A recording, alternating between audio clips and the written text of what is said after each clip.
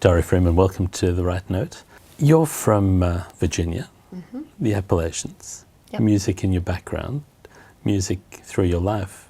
How significant has music been to you growing up and to your family? It's been really important for me. I've just been around it since I was a baby, and especially when I was a baby, we went to a lot of festivals and fiddlers conventions and just different shows that my dad played, and they always traveled with me as a baby. So I've just been around it since I was born. And growing up, my dad and my grandfather both played music all the time, and so it was always around the house, whether they were playing together or whether my dad was playing records around the house. I've just always been around it in one way or another. And all kinds of music. I mean, you the music you draw on in your recordings and your shows is not just old time music or string band music. There's pop and traditional country. How do they all fit together for you? I think it just goes back to my dad exposing me to a lot of different kinds of music when I was young.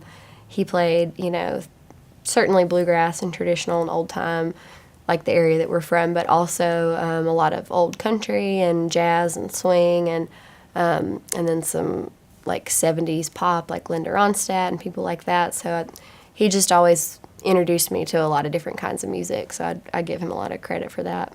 So when you started writing music, did it feel natural just to incorporate all those elements into the songs? Yeah, I think so. I mean, I think it's all sort of just a kind of an evolution of everything that I've listened to, and it also depends on what I'm listening to at the time. Like if I'm listening to a lot of country, then I tend to write things that are a little bit more country tinged, or if I've been listening to a lot of pop or sometimes even swing, they come out with more influences like that.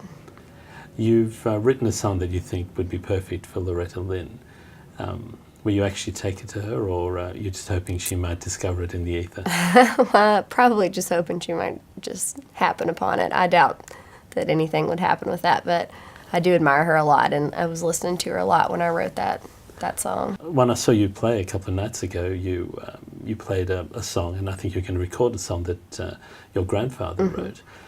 It's quite an amusing song, but the life that he grew up in, the world that he lived through in the 30s, 40s, wasn't an easy life.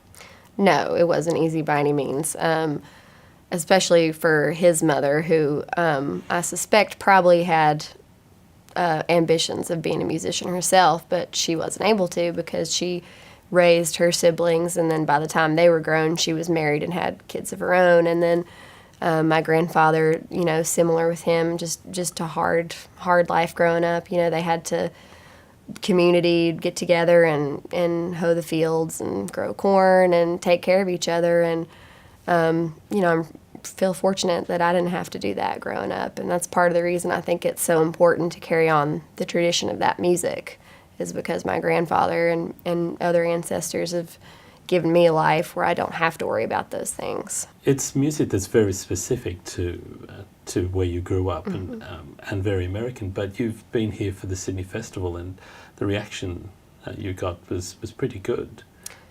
Do you feel that the music is easily translatable, easily understandable? Yeah, I do. I mean, I think Appalachian music and mountain music in particular has a kind of a unique quality that it touches a lot of people, and it sometimes gets a reputation for being hillbilly and backwards, but it can be really accessible and really relatable. And so I think a lot of people, when they hear it in a way that they didn't expect, can relate to it pretty easily. When you come back to Australia in March, should we be preparing for more? Are there things we should be preparing for, practicing, learning a little bit more before we hear the next songs? No, I don't think so. I mean, I'm just planning on doing songs from the record, and then songs from the new record that I hope to put out later this year, and mixed in with some old-time tunes and some gospel tunes and traditional stuff. So try to cover a lot of bases. And the last thing I have to ask, I've noticed that fascinating tattoos on your arm. Is there a story behind those? Well, the idea is to eventually, this will be an entire half sleeve, and it'll be all women who are influential to me in some capacity. This is the image of Lolita from the Stanley Kubrick adaptation. This is an actress named Jean Seberg. She was an American and very popular in France, and a bit of a civil rights activist later in life. And this is a depiction of Jane Eyre, which is one of my favorite novels. So just going to continue the trend. Who else will you be putting on there? Joan of Arc probably, maybe Frida. I have a lot of ideas, so we'll Presumably see. Frida Kahlo, not Frida from ABBA. Or maybe you could do both. Frida Kahlo, yeah. Well, I look forward to in March maybe seeing what you've added to the Yeah, slate. maybe I'll have another one by then. Thank you very much for coming on the show Thanks today. for having me.